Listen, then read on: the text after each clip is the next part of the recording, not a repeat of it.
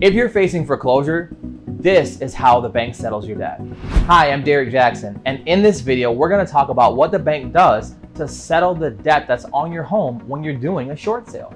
Now, believe it or not, people do a short sale to make sure that the debt is settled and to make sure that they do not have to file bankruptcy.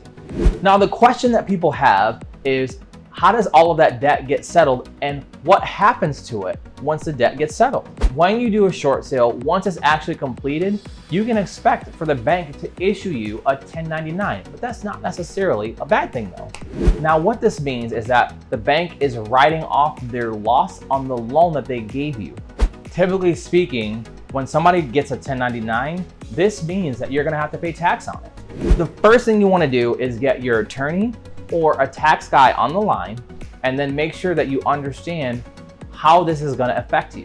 Now, the vast majority of people that are doing short sales do not have any negative tax implications. But once again, this is something that you need to consult with your attorney and or your tax guy about. So let me just try to walk you through a quick example of how this works. So let's say you have a mortgage of $400,000. You try to do the short sale and the payoff to your lender through the short sale is $250,000. This means that the net difference or the net loss is $150,000. This $150,000 at the bottom is what you would get 1099 for.